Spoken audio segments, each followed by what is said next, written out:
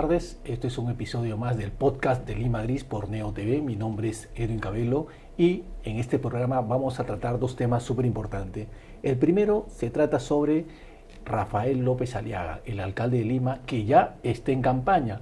¿Qué busca el alcalde de Lima? Pues llegar al sillón presidencial. Esto, sin duda, hay críticas y gente que le cuestiona que estando en el cargo de alcalde él no puede hacer, digamos, campaña, ¿no? Pero vemos que el alcalde no le preocupa nada y continúa viajando, incluso dejando el cargo por sus viajes que ha comenzado a hacer desde Loreto, la Selva, la Sierra y también algunas ciudades del sur. Primero vamos a conversar con Luis Felipe Alpaca sobre este tema, ya que ha preparado un informe sobre el alcalde de Lima, Rafael López Aliaga. Pero además, también en el segundo bloque ya tenemos acá en el set a nuestro invitado, que es el arqueólogo Gori Tume Echevarría López. Con él vamos a continuar el tema de este escándalo generado desde el Ministerio de Cultura, que tiene que ver con el recorte del polígono de las líneas de Nazca y Palpa. Algo que continúa, porque si bien la semana pasada el ministro de Cultura, Fabricio Valencia Gibaja, se presentó en el Pleno del Parlamento, pero todavía ha quedado pendiente algo importante, la censura. Contestó las preguntas de los congresistas, el pliego de interpelación, pero todavía no se define si lo van a censurar o no, o si desde Palacio deciden cambiarlo. Luis Felipe, ¿cómo estás? Buenas tardes, Edwin. Un saludo a todos los televidentes del podcast. Y en efecto, Edwin, has mencionado al señor burgomaestre Rafael López Aliaga y yo quiero añadir de que cada vez me sorprende cómo la escena política permite prácticamente, o mejor dicho, los ciudadanos permiten de que los políticos ejerzan unas prácticas no solo indecorosas, sino ilegales. Y ya se normalizó ese tipo de aceptación y para eso estamos, tenemos que protestar porque no podemos permitir que una vez más nos sigan engañando, ¿no, Edwin? Claro, pero esto ha generado bastantes críticas, sobre todo el tema del manejo del presupuesto en realidad, ¿no? Si el alcalde en gestión utiliza o no utiliza los recursos públicos para promocionarse. Pero ahí están las pruebas, no se necesita hacer una investigación exhaustiva. El alcalde López Aliaga, desde que pisó la Municipalidad Metropolitana de Lima, se dedicó a hacer campaña. Este señor tuvo un plan de gobierno donde decía de que iba a convertir a Lima en una potencia mundial. Sin embargo, se ha dedicado prácticamente a hacer campaña política con los colores de su partido, haciendo viajes, haciendo proselitismo, inaugurando supuestas obras con el color de su tienda política, y eso está prohibido. Yo me pregunto qué tal capacidad de impunidad tiene este señor que ni la Contraloría, ni la propia Procuraduría, ni el Jurado Nacional de Elecciones emiten un pronunciamiento. Eso no se puede permitir. Claro, sorprende, ¿no? Además, se sabe que la bancada, ¿no?, de Renovación Popular es liderada en el Congreso también por el alcalde de Lima. Es decir, exacto, él está presente en todas las conferencias de prensa, en los grandes anuncios que se hace desde el propio Parlamento, ¿no? Con los colores de su partido, que ojo, exacto, de acuerdo a la ley electoral ya no podría utilizarlos porque estaría haciendo proselitismo, pero él se zurra en las normas y sigue haciéndolo. Pero yo quiero incidir en un aspecto en que el común denominador de gente no lo toca. ¿Por qué? Porque ya lo normalizó. Más allá de que sea ilegal el proselitismo que está haciendo este señor con presunto erario municipal, que también está penado, más allá de eso yo me voy al terreno moral. No es posible que una autoridad tiente un cargo público por el cual fue elegido para que haga gestión durante un tiempo. Claro. En el caso de la administración que tiene son 4 años consecutivos, y no se puede permitir que estas personas abandonen el cargo por el que utilizaron a los electores. Además, el alcalde está pensando dejar el cargo precisamente para meterse de lleno en la campaña de julio ya lo mencionó, de este año, ¿no? Ya lo mencionó, de acuerdo al cronograma electoral. Y una cosa, a ver, ¿dónde quedan sus promesas? Lima potencia mundial, decía. Claro, vayamos al plano moral, que el plano moral prácticamente ya es una variable que ya pues para el común denominador de ciudadanos ya no vale, dicen que la palabra ya no tiene mucho valor, eso es lamentable. Pero repito, incido en esto, un alcalde no puede postular a un cargo como un trepamiento político para servirse de él a través de proselitismo electoral y después dejarlo abandonado. Eso es inmoral, eso no se puede permitir. Y los únicos que pueden amonestar esto con su voto son los ciudadanos. Sí, así es. Sí. Ahora hablemos de una especie de fenómeno digital. ¿De qué se trata? De que ahora no solamente el alcalde de Lima, el señor Porqui o Rafael López Aliaga, tiene presencia en las redes sociales, sino también esto ha sido replicado por otros alcaldes. El alcalde Comas, el alcalde de Ate. Entonces uno se pregunta, ¿no? ¿Es correcto este accionar, es decir, ocupar varias horas de su gestión para hacer transmisiones en vivo? No, pues. Porque de alguna forma dicen, no, los vecinos o grupos que lo defienden dicen, no, eso es una forma de difundir de manera transparente lo que hace el alcalde. Pero mentira, porque a la hora que tú ves los contenidos estás viendo otro tipo de discurso. No es que estén inaugurando obras. O sea, todo eso hacen para la cámara. Es un marketing para posicionarse ellos como políticos. Y están desnaturalizando de alguna manera su labor. La ley orgánica de municipalidades dicta todos los deberes que tiene el alcalde de Lima, y salir en transmisiones recurrentes, no, pues desnaturaliza su gestión. En realidad, que dicho sea de paso, deja mucho que desear. Este señor prometió de que iba a transformar la ciudad, de que iba, si bien no es su labor concreta, la fuerza pública se encarga de la criminalidad y de la inseguridad ciudadana, pero él puede implementar políticas públicas municipales en sintonía con la policía, y prometió de que Lima iba a ser más segura. Simplemente ha comprado unas motos sobrevaloradas de precio en 18 millones adicionales. Eso se descubrió porque otro alcalde hizo la misma compra con un precio mucho menor, y eso ha quedado ahí en la nebulosa. Es decir, ha hecho obras de maquillaje, cosméticas, pero no tiene obras emblemáticas. Un burgomaestre de Lima, cuando se va del sillón municipal, deja un legado. Cuando tú después de varios años dices, este es el legado de tal alcalde, este señor, ¿qué legado va a dejar? Ahora, hay un hecho bastante curioso, ¿no? Que el alcalde de Lima, Rafael López Aliaga, lee un artículo que tú publicas en Lima Gris, que se tituló Nefasto, López Aliaga utilizó a la Municipalidad Metropolitana de Lima para su campaña presidencial. Entonces, este artículo se le envía al alcalde, le llega al alcalde vía WhatsApp, y la respuesta del alcalde es la siguiente, ¿no? ¿Qué dice Rafael López Aliaga después de leer este artículo publicado en Lima Gris? Luis Felipe Alpaca, ¿no? En interrogante, ahora difaman sin rubor, es decir, para el alcalde, tu artículo sería una acción de difamación. ¿Qué le respondes? No, que no es una difamación. En principio es un mero ejercicio de la libre expresión con responsabilidad, porque es cierto que existen prácticas que mellan el honor de las personas. Eso no lo podemos negar. Entonces, cuando se siente atacado, él siente que lo difama. Pero acá no se está mellando su honor, acá se está haciendo incidencia y se está describiendo una gestión concreta y mala que él está ejerciendo. Porque en lugar de ocuparse de la Lima, de la comuna metropolitana y los problemas que todos conocemos, el desorden, el caos, la inseguridad, etcétera, se dedica a hacer una campaña política. Eso no es una difamación, es flagrante. Ahí están las pruebas, ahí están los archivos, ahí están los registros audiovisuales, ahí están sus aseveraciones, ahí están las entrevistas. Eso no es una difamación. Lo que sucede es que al señor no le gusta que le hagan una crítica, porque él se siente, no sé, se siente amonestado, se siente vigilado, y lo único que se le ocurre cuando sucede este tipo de críticas es mencionar mermeleros y rojetes. Ahora, si uno mira atrás, en los últimos años no le ha ido muy bien a los alcaldes de Lima. Susana Villará está en un proceso bastante serio. Así es. ¿No? Muñoz fue... Impune, que está quedando impune también. Sí, pero lo sacaron, es decir... Salió por la puerta falsa. Salió por la puerta falsa. Ahora, el alcalde de Lima también parece que va a terminar, va a tener un final tristemente célebre, ¿no? Bueno, déjame decirte, has mencionado hace un momento redes sociales, déjame decirte que esta nueva maquinaria de Troll Center funciona. Funciona, porque en las redes sociales, tú eres testigo que una vez que salió publicado el artículo que mencionaste, en menos de un minuto salieron varios trolls a defenderlo.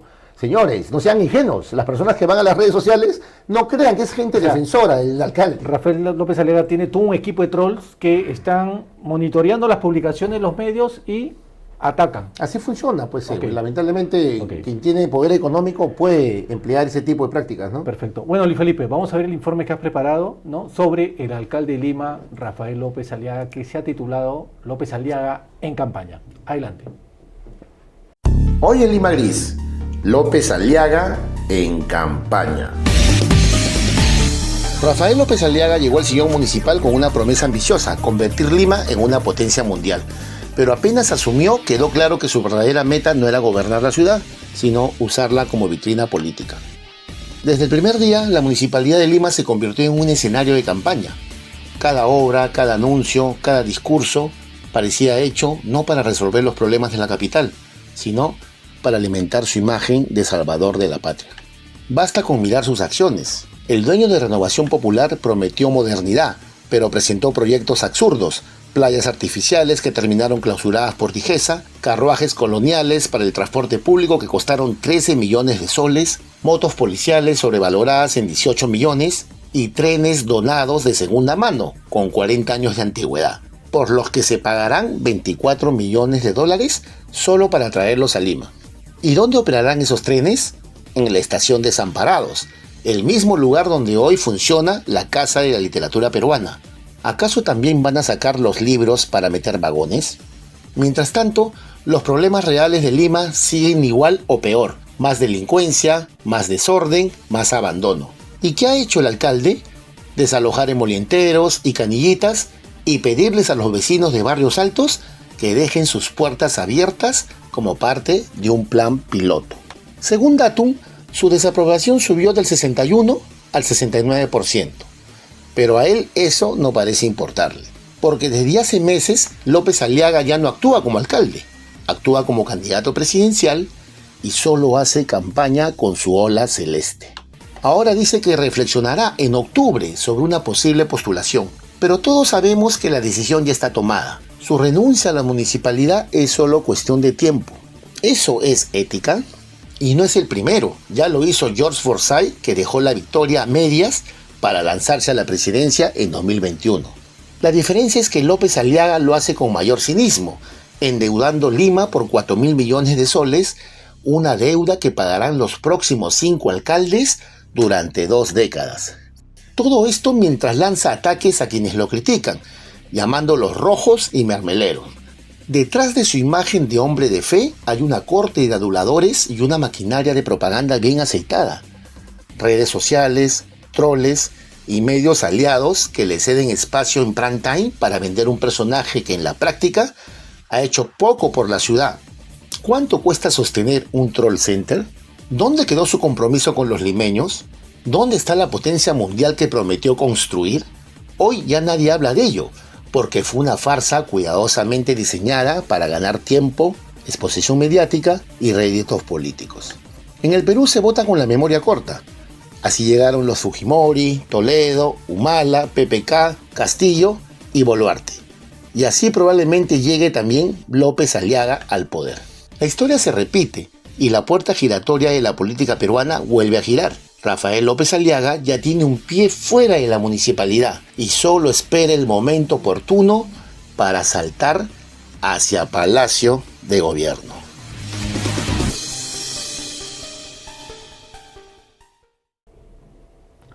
Bueno, y regresamos aquí al podcast de Lima Gris. Ahora ya tenemos aquí en el set a nuestro invitado, que es el arqueólogo Goritume Echevarría López, ¿verdad? Sí, Goritume Echevarría. Hay una cosa interesante que mucha gente se ha puesto a pensar después de haber escuchado al ministro de Cultura, Fabricio Valencia, en el Congreso de la República, ¿no? Cómo una persona que conoce del derecho y se ha jactado durante mucho tiempo de ser el conocedor de derecho del patrimonio, termina negando una cosa tan puntual, que es que gracias a la UNESCO fueron reconocidos las líneas de Nazca y de Palpa como Patrimonio de la Humanidad. Y cuando se le preguntó si se había coordinado, si se había solicitado o no el permiso o alguna acción, él dijo que no era necesario. Es decir, como yo aquí hago lo que quiero, la UNESCO no era necesario. ¿Es así la situación? Él usa un argumento, un ardid, ¿no?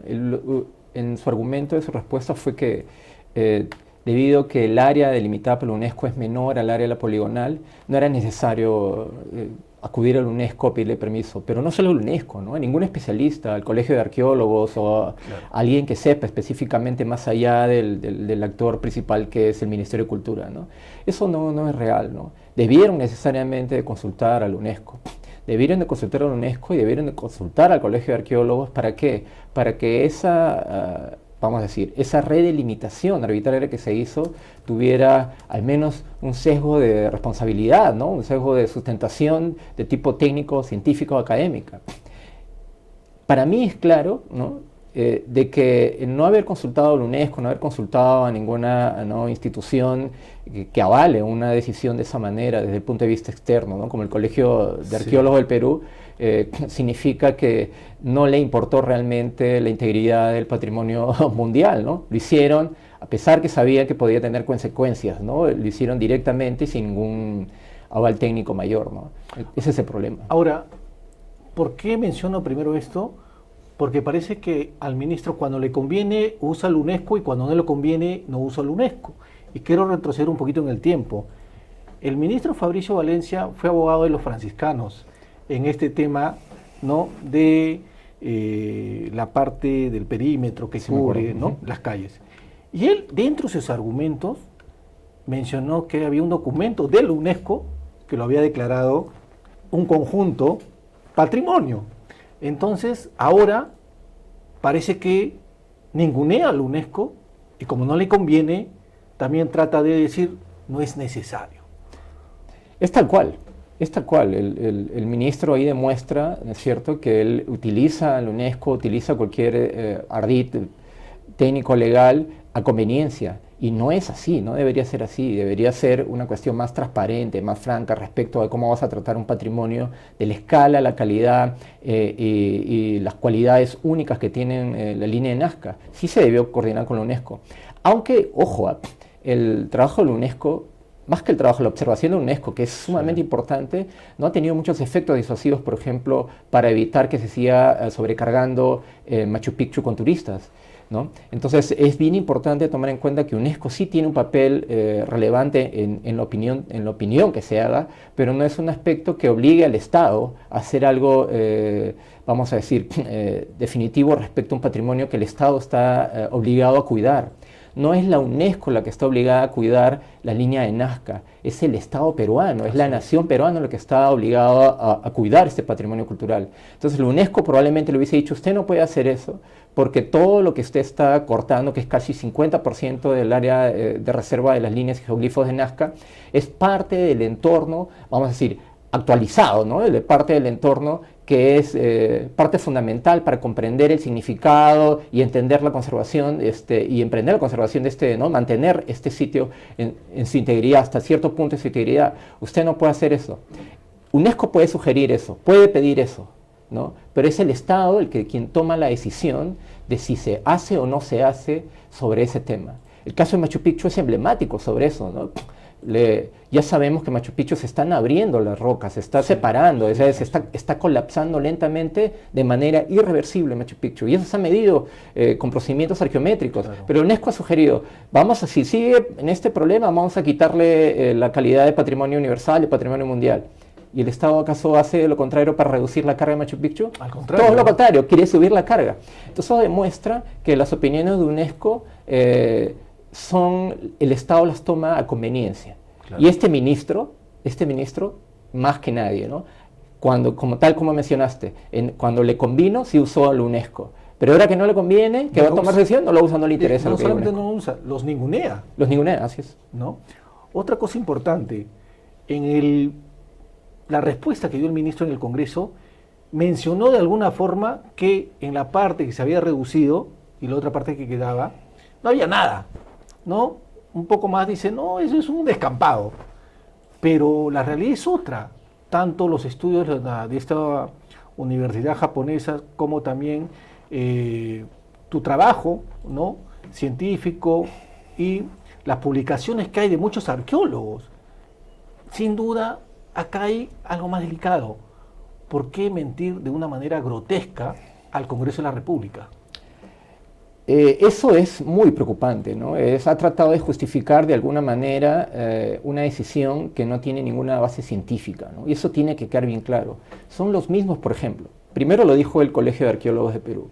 Hay sitios arqueológicos fuera del área, o sea, en el área que fue eliminada, ¿no? Dentro del perímetro que fue eliminado, casi el 50% sí había sitios arqueológicos, y ese fue el primer desmentido contundente que se hizo al ministro. Y después fueron los mismos trabajadores del Ministerio de Cultura, arqueólogos profesionales con amplísima experiencia, que han dicho claramente, ¿no?, que no es cierto que no haya vacío de evidencia arqueológica. O sea, no hay evidencia arqueológica no significa que no haya sitios arqueológicos, ¿no? ¿Por qué? Porque las formas de registro arqueológico están constantemente evolucionando, están constantemente progresando, actualizándose. Ahora hay otras tecnologías como LIDAR, hay otras tecnologías, ¿no?, sensores remotos de diferentes tipos, constantemente actualizándose, y se están descubriendo nuevos sitios arqueológicos. Entonces, decir que no hay sitios arqueológicos por registros anteriores es una barbaridad en términos técnicos. Esa zona, además son áreas de tránsito, por ejemplo, son áreas de concentración quizá de gente antigua, son lugares donde es posible encontrar nuevos geoglifos. Además, solamente le está hablando de lo que está en superficie, y lo que está debajo de superficie es otro tema. Y esto es bien interesante también, ¿por qué? Porque hay un fenómeno en la naturaleza que pasa mucho en las zonas de Nazca y en estas zonas desérticas, en la cual estas áreas se llenan, por ejemplo, de arena frecuentemente, y después se liberan de arena. Y eso pasa mucho en Nazca.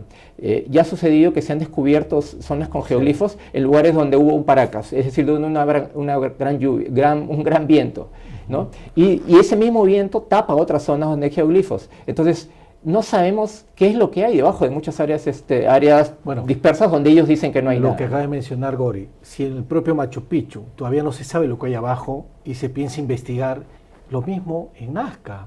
Sí, es totalmente un argumento falaz, es un ardid, ni siquiera es un argumento técnico. Decir que esas zonas no hay nada o no hay área arqueológica es realmente preocupante que venga eso de un ministro, ¿no? Es una barbaridad, ¿no? Eso se tiene que corroborar con investigaciones arqueológicas, ¿no? Cuando uno hace una investigación arqueológica o un proyecto de monitoreo y se encuentra uno, por ejemplo, con un sitio arqueológico, para delimitar ese sitio arqueológico el Estado nos obliga a hacer un proyecto de evaluación arqueológica, por ejemplo, o nos obliga a hacer excavaciones, sondeos, investigaciones para poder delimitar una zona que, vamos a decir, en un monitoreo arqueológico regular es muy pequeño, pero en un área de esta extensión, ¿cómo vas a decir alegremente que no hay nada? Claro. O que ya conocemos todos los sitios arqueológicos, ahí es absurdo. Claro, en un momento se recuerda la memoria de María Reich, esta estudiosa alemana que ayudó a difundir todo lo que había en la línea de Nazca,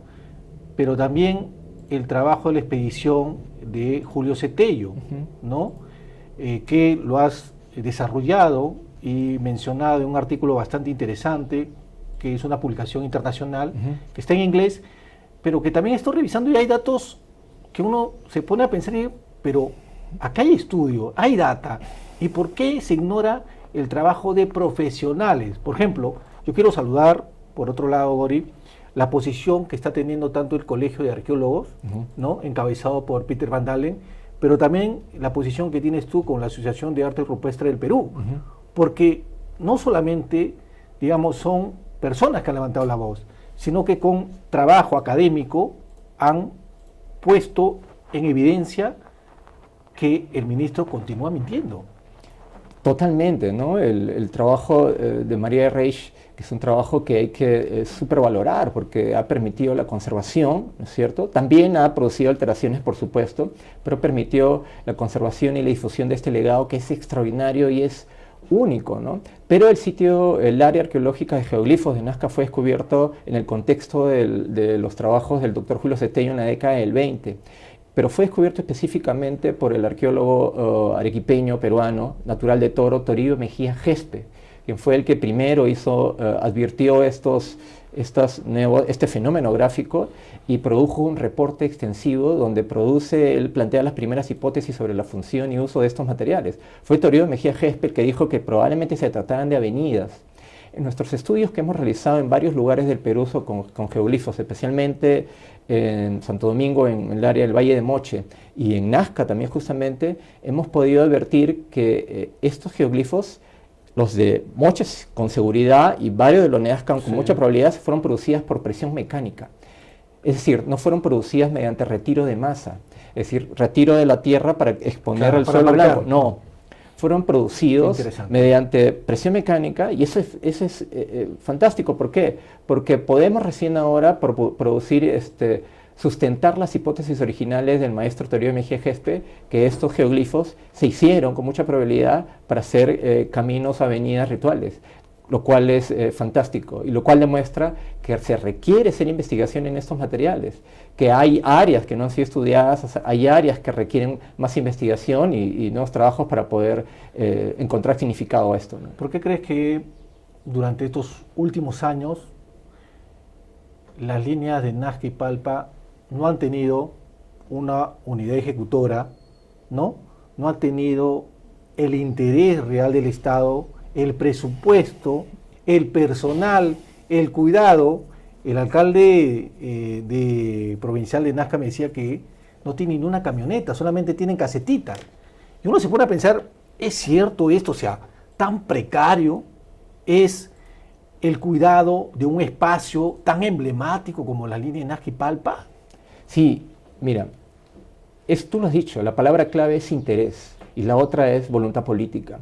Uno puede ver ahí nomás que todo lo que se dice, lo que el ministro ha dicho, tiene muchos problemas. ¿Por qué? Porque se ha dicho que es Johnny Isla, el arqueólogo Johnny Isla, el que ha producido el informe definitivo para reducir toda esta área. Pero sin presupuesto, sin recursos, un solo hombre. ¿Crees tú que él pudo haber recorrido todo ese territorio inmenso, del tamaño de Tumbes, como dice el ministro, él, para producir un reporte, él solo, claro, ¿no? Que diga, que avale, no, vamos a reducir todo esto? La verdad es que, desde mi punto de vista, al ministerio no le interesaba resolver el problema de Nazca, el problema de la delimitación o los problemas que tiene Nazca, hasta que no ha habido esta presión. Y para mí esa es la parte suspicaz, esta presión tan fuerte de los mineros informales y mineros ilegales. Esa es la presión para mí que es la madre del cordero, ¿no? Si veamos nomás que el alcalde de Nazca salió en El Comercio hace unos días, había él ya pedido denuncios mineros en la zona, siendo alcalde, ¿no? En la zona de la poligonal original de Nazca. O sea, ¿cómo vamos a cuidar un patrimonio, primero, que al Estado no le interesaba porque no tenían recursos para, vamos a decir, defender, proteger un territorio tan grande, claro, y después vemos que los actores políticos asociados, todos están interesados en que se retire la poligonal original para tener áreas para poder explotarlas, claro, en cuestiones mineras? Entonces, al Estado le importa ahora, le importa la poligonal, eso es lo que sugiere el contexto, para favorecer probablemente intereses mineros. Claro, pero digamos, sorprende lo del alcalde, sin duda, pero yo creo que si extendemos esto, un nazqueño, un iqueño que tenga la idea de pedir una petición minera en esa zona, es prácticamente una especie de traición a la patria. Ahora, yo no creo que esto se haga en Roma, ¿no? Un romano pidiendo una petición minera debajo del Coliseo, ¿no? O al costado del Coliseo. Claro, no tiene sentido, en realidad es tal como tú lo pones, ¿no? Es como una traición, ¿no? El doctor Julio Cetello decía que nuestra conexión con el pasado es una conexión moral, ¿no? Es una conexión en la cual nosotros tenemos que sentir cierta relación con la gente que construyó e hizo nuestro país, que domesticó las plantas, que produjo los alimentos, que canalizó el agua, que creó todas las cosas que hasta el día de hoy nos permiten vivir. Y las personas que el Ministerio de Cultura, el ministro, la viceministra, sí, que su obligación es defender, al menos por un acto moral, en conexión con estos nuestros ancestros, que lograron hacer todas estas cosas, debería ser evidente, pero no lo es. Lo que pasa es que estas personas han perdido esa conexión y actúan inmoralmente frente a testimonios que nos han legado nuestros ancestros. Las líneas de Nazca, los geoglifos de Nazca, y no solo en Nazca, sino en diferentes lugares del Perú, son testimonios de nuestro pasado, son nuestra herencia cultural. Nadie nos los ha regalado, es nuestro, es parte de nuestra historia y nuestra tradición. con todo lo que está sucediendo estos últimos días, nuevamente escucho que la gente que tiene una edad, digamos, mayor a la mía, ¿no?, que están abocados también al tema cultural o arqueológico, dicen, la situación era mejor cuando existía el INC. Es decir, cuando no existía el Ministerio de Cultura, parece que las cosas andaban mejor. ¿Crees eso? Mi maestro, el doctor Alberto Bueno Mendoza, decía eso. Decía, hasta con el INC no estábamos tan mal como estamos con el Ministerio de Cultura. Y lo decía en el contexto de dos sucesos trágicos que pasaron, ¿no?, y que son muy similares al que estamos viviendo ahora con Nazca, que fue cuando le quitaron la categoría de intangible al monumento Puruchuco para destruir Claro. parte del monumento. Eso fue algo muy terrible, ¿no?, porque con toda probabilidad, ¿no?, se hizo para beneficiar el mall que aparece Centro en la parte comercial. el centro comercial. Destruyeron patrimonio, ¿no?, hicieron rescate tras rescate y constantemente aparecía evidencia arqueológica, ¿no?, y hay arqueólogos que se prestaron para eso, ¿no? Entonces eso fue terrible. Y el otro acontecimiento también salvaje, vamos a decir así, ¿no?, aberrante respecto a la conservación del patrimonio arqueológico, fue también el quitarle parte del área intangible al monumento de Pachacámac, ¿no?, para hacer el MUNA, es decir, ese elefante blanco que es una vergüenza para la celebración del Bicentenario, un museo Y sigue cerrado, que ¿no? nació No lo para inauguran nunca funcionar, oficialmente. que nació para fracasar, ¿no? Y también probablemente, porque hay que ser suspicaces con todo el dinero, los millones de soles de impuestos, ¿no?, el dinero que recauda de la nación, del país, de que todo nuestro dinero, vamos a decir en términos nacionales, se malgaste para cosas de ese tipo, ¿no?, a desmedro, ¿no?, en contra, destruyendo el patrimonio arqueológico nacional. Entonces, Puruchuco, Pachacámac y ahora Nazca, prácticamente quitándole el 50% del área, también probablemente para beneficiar a unos mineros informales, para beneficiar la minería ilegal, para beneficiar el tráfico de tierras. ¿Para qué se tenía que cortar la línea de Nazca de esa manera? No tiene ningún sentido. Y como te repito, son los mismos trabajadores del Ministerio de Cultura, el Colegio de Arqueólogos del Perú, lo que han dicho de manera contundente, ¿no?, más que nosotros, incluso junto a la Asociación Peruana Arte Rupestre, que no tenía ningún sentido reducir el área del área de reserva de la línea de Nazca bajo ninguna razón, menos técnica o científica, absolutamente, ¿no? Ahora, ¿por qué crees que todavía el ministro continúa en el cargo? Esto en otro país, con la riqueza cultural, hace rato le hubiesen cortado la cabeza, ¿no? Sí, exacto, son las cosas irracionales que pasan en el Perú, ¿no? Ya lo ha pedido el Colegio de Arqueólogos, nosotros también lo hemos solicitado, que el ministro sea destituido, la viceministra también, y todos los que han sido actores de esta, para mí, desfachatez, ¿no?, de reducir casi el 50% del área de reserva de la ley de Nazca.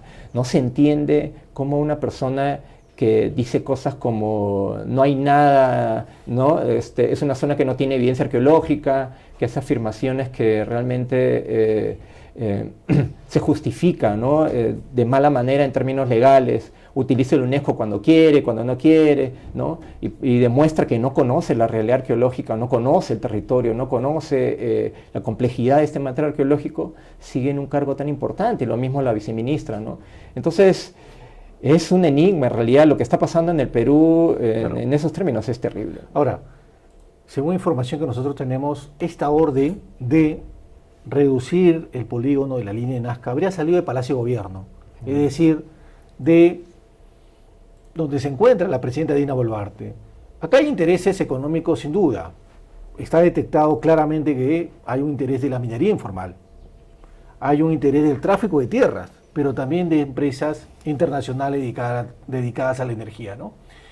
Pero esto parece que al Parlamento le preocupa por días, o cuando le conviene también, porque ha sido, en serio, bastante sorprendente la ausencia masiva de los congresistas el día de la interpelación del ministro. Creo que no llegaban a 30 congresistas. De 130, creo que no llegaban a 30 congresistas. Incluso un congresista tomó la palabra para decir, creo que no hay quórum, revisen, porque parece que no hay quórum.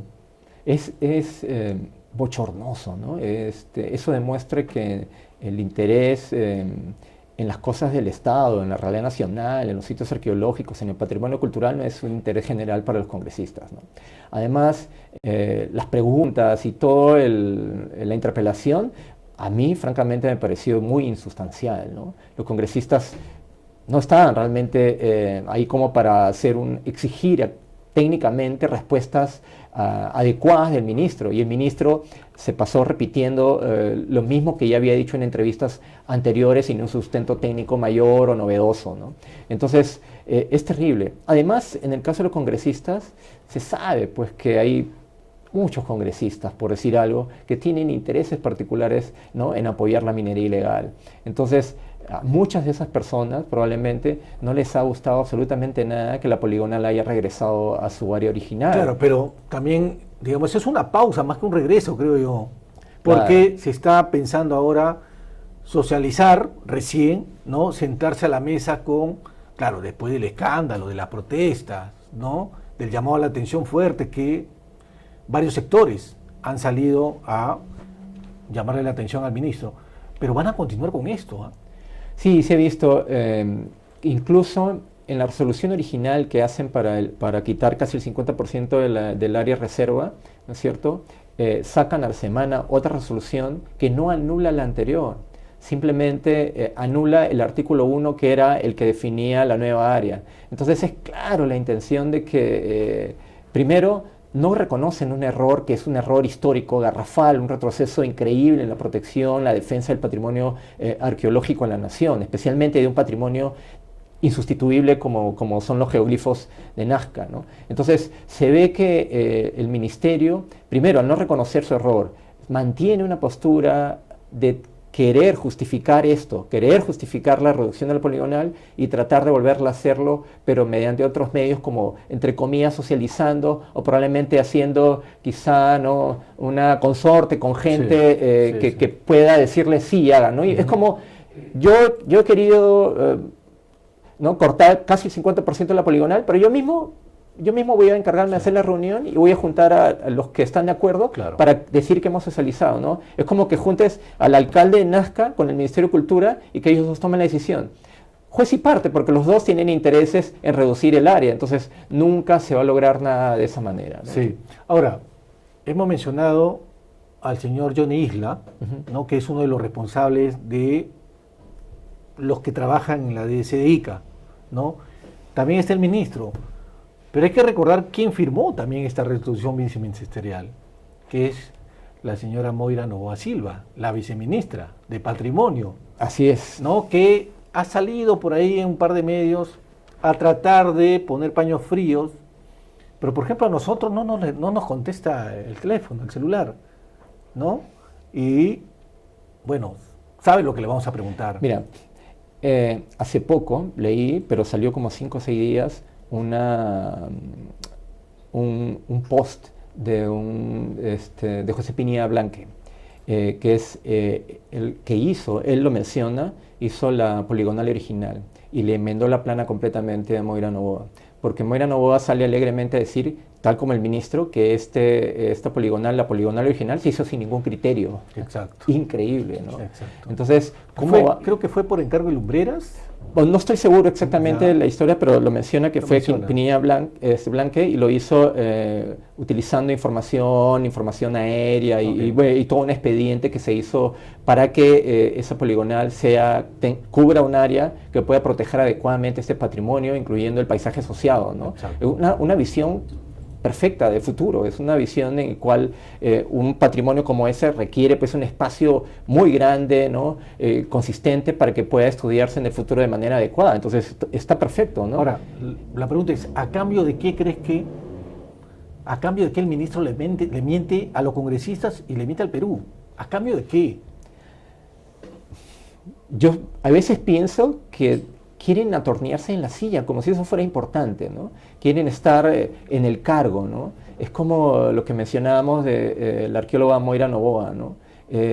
Uno piensa en ella como investigadora, como arqueóloga, y dice que esta persona sabe que está tratando con un material arqueológico de gran importancia. Uno se pregunta cosas como esa, ¿no? Y al cometer un error siendo arqueóloga, haber firmado una resolución que ella debió observar como una profesional, uno dice, no sentirá algo de Claro. conciencia, ¿no? Y decir, no, he cometido un error, ¿no? Estoy exponiendo la destrucción, un patrimonio único, entonces tengo que retirarme, ¿no? Por cierta actitud moral, vamos a decir así. Pero uno los escucha hablar y empiezan a seguir diciendo lo mismo. No se afecta a los valores universales, no pasa nada con esto, está completamente justificado y sabemos que no está justificado de ninguna manera, ¿no? Es decir, las justificaciones que se han utilizado, primero no están expuestas, no están publicados, Claro. y después los artículos que el ministro menciona o que se han mencionado para esto no son artículos ad hoc hechos para hacer redelimitaciones. ¿Qué es lo que más te ha sorprendido de las respuestas que ha dado a las 52 preguntas el ministro en el Congreso la semana pasada? Su desfachatez, ¿no? La actitud del ministro de mantener el mismo argumento, ¿no? A pesar de que ha retrocedido, es como si no hubiese pasado absolutamente nada. Ha habido después que se hizo la reducción de la poligonal original, hubo una reacción espontánea, inmediata, de cientos de actores, ICOM, ICOMOS, el Colegio de Arqueólogos, la Asociación para el Arte Rupestre, gremios, gremios estudiantiles, gremios de arte, profesores universitarios, facultades de la universidad, y así internacionalmente. Ha sido un golpe... Los medios más importantes han cubierto la CNN, el noticia, mundo entero, ¿no? Entonces ¿no? ha sido algo devastador, ¿no? Entonces, y personas que han seguido, por ejemplo, la carrera de María Reich, personas vinculadas, pobladores de Nazca, todo el mundo ha salido, se ha sentido humillado, se ha sentido golpeado por esta reducción de casi 50% de la poligonal. Pero cuando el ministro salió a hablar, con él no era. Dijo exactamente lo mismo prácticamente que ya había dicho antes en otras entrevistas. Es como que no hubiese pasado nada. Es como que si ni siquiera se hubiese vuelto a la poligonal original. O sea, a mí lo que lo veía y él no tenía ningún gesto, era como, obviamente estaba leyendo lo que tenía en los papeles a la mano y me sorprendía esa actitud tan autómata, ¿no? Tan insensible, tan completamente desarraigada de la realidad, ¿no? Leyendo, Decía, sin ningún sentimiento leía, con la ¿no? persona que estaba conversando, y dije, este señor no vive la realidad, no está en el país en este momento, está viviendo una fantasía. Lo que ha hecho es trágico en términos patrimoniales. Permíteme, Gori, ahora tenemos ahí, que lo ponga en pantalla también nuestro director, un chat. Se ha filtrado un chat. No voy a mencionar todavía quién lo ha escrito, pero voy a mencionar quién lo ha recibido. Esta conversación de WhatsApp ha llegado al número de celular del ministro Fabricio Valencia. Y el mensaje despierta varias preguntas y también nos da una manera de ver internamente cómo se maneja o cómo se está manejando este tema de las líneas de Nazca dentro del propio ministerio. Voy a leer, inicia así, ¿no? Buenos días, Fabricio. Ayer se logró una buena parte de lo mío, pero falta aún bastante. Creí que anoche saldría la resolución ministerial publicada, pero no la encuentro aún. Tengo que insistir en que se publique ya y pedirte que demos paso a lo definitivo, que es la designación en el Capañán. Piensa que son 3 meses sin ingresos. Ojo, esto es importante. La persona le dice al ministro, piensa que son 3 meses sin ingreso. Y claro, con la certeza de que sabrá solucionarlo, rechazando otras alternativas, cada día cuenta. Luego, otro mensaje en esa misma línea. Le dice al ministro, acabo de averiguar y no has firmado la resolución ministerial, Fabricio. No estás frente a una persona que puedas dejar a la espera y permitir que suceda todo lo que ha sucedido. Ojo, estarás muy ocupado, pero merezco que me digas exactamente la hora de esta forma, ¿no? Te demoras unos segundos y yo he cumplido. Le reclama. Sigo confiando en tu palabra. Otro dato interesante, ¿no? Que muestra que ha existido una conversación, un arreglo, y que este señor ha confiado en la palabra del ministro. Otro mensaje más, en la misma línea. Tienes 1000 preocupaciones, pero esto ya escapa de lo racional y de lo humano. Piensa con una mano en el corazón lo que está pasando y actúa como corresponde, que yo he demostrado saber hacerlo y pienso seguir en el camino de lo recto y lo correcto. Curioso mensaje. Vamos a revelar en unos días, esta semana, el nombre de esta persona, porque aquí, como he mencionado, se abre también una nueva línea de investigación. Hay más personas alrededor de este chanchullo ocurrido en el Ministerio de Cultura, ocurrido en el piso 8 de la sede central, que claramente hay visos de una presunta organización criminal. Porque no estamos hablando de una, de dos, de tres, de cuatro, no. Estamos hablando más de 10 personas, ojo, y sobre todo personas de distintos rangos, distintas responsabilidades, desde la DDCDICA hasta la sede central del Ministerio de Cultura. Gori, tú escuchas esto y ¿qué es lo primero que piensas? Indignación completa, ¿no? Compadrazgo, favores por lo bajo, negociados para obtener cargos y tomar decisiones en el Ministerio de Cultura, delincuencia, corrupción completa, ¿no? Indignación, yo me siento súper indignado al escuchar este tipo de cosas, ¿no? Uno no espera que los funcionarios públicos, bueno, estamos en el Perú, ¿no? Cualquier cosa puede pasar, pero uno realmente no espera que los funcionarios públicos actúen de esa manera con tanta desfachatez, ¿no? Y que tengan ese tipo de chats y ese tipo de ¿no es cierto?, de conversaciones en los cuales se demuestra pues que la integridad moral en caso sea cierto, ¿no? No tiene por qué no hacerlo ahora que lo está sacando públicamente, ¿no? La integridad moral del ministro está por el suelo, ¿no? Y esto es una muestra más de que se estaría traficando nuestro patrimonio. Absolutamente. A cambio de favores, ¿no? A cambio de resoluciones ministeriales, a cambio de puestos de trabajo. Qué grave es esto. Gravísimo, ¿no? Le dice, ya son 3 meses, ¿no? Imagínate, ¿no? Que puede pensar un puesto de trabajo en el Ministerio de Cultura. Esta persona le dice al ministro, piensa, son 3 meses sin ingresos. Sí, es increíble, ¿no? Es vergonzoso, es humillante. Imagínate cuántos docentes en el Perú trabajan con un sueldo con las justas, ¿no? Cuánta gente realmente que se preocupa por el patrimonio, ¿no? Trabajadores incluso, porque hay que verlo en perspectiva, ¿no? Muchos profesionales que trabajan dentro del Ministerio de Cultura son grandes profesionales, se preocupan por el patrimonio arqueológico nacional. La carta misma de los trabajadores, como respuesta a lo que hizo el propio ministro de Cultura y Moira Novoa, que firmaron esa resolución, ¿no es cierto? Los trabajadores del ministerio, arqueólogos, profesionales de altísimo nivel, han respondido con un documento lapidario, contundente, ¿no es cierto?, refutando completamente todas las afirmaciones del ministerio. Entonces, en el ministerio sí hay gente proba, sí hay gente capaz, que realmente tiene que trabajar debajo, ¿no es cierto?, a la sombra, vamos a decir, de gente que está prácticamente delinquiendo. Así es. Y el comunicado de ICOMOS Perú también fue contundente, Sí. ¿no? Señaló claramente cómo era, digamos, la verdadera historia de esto. Ahora, esto que acabo de leer, a la cual hemos tenido acceso, va en contexto con lo que ha pasado antes de que salga la resolución viceministerial que recortó la línea de Nazca y Palpa. Es grave, por eso mismo vamos a continuar y vamos a contar de quién es el mensaje también.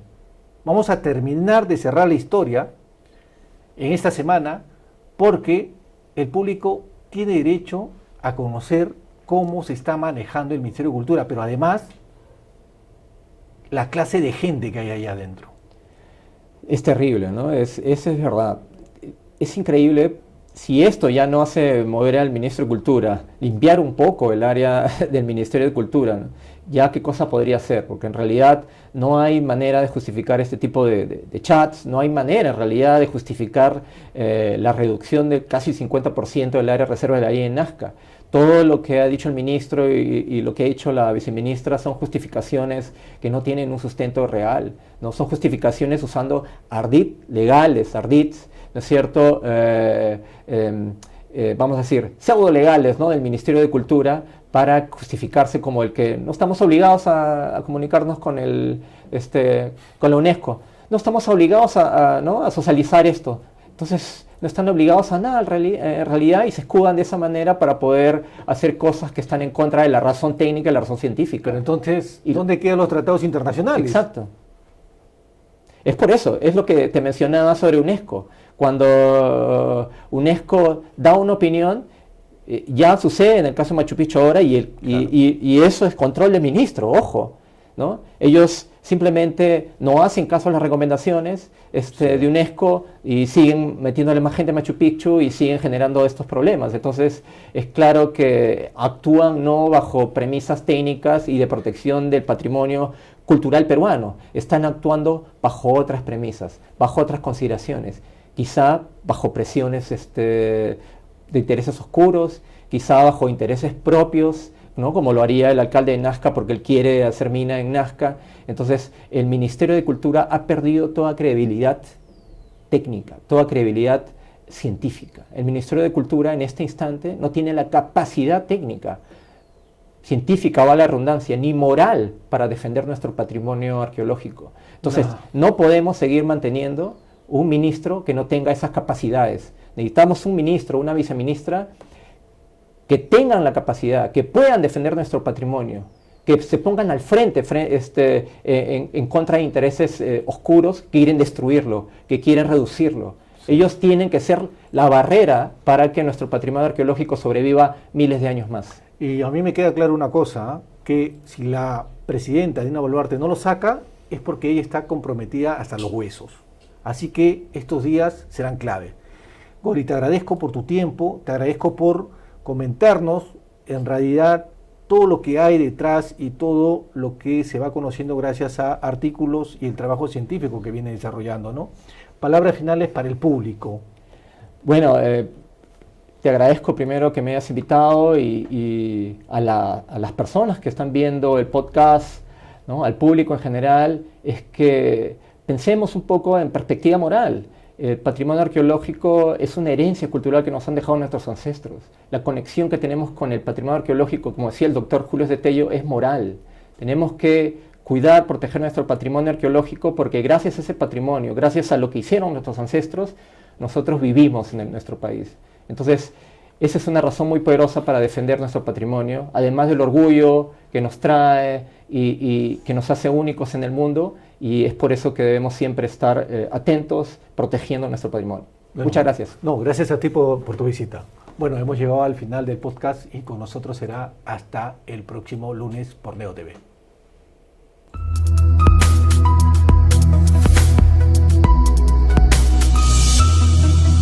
Lima Gris.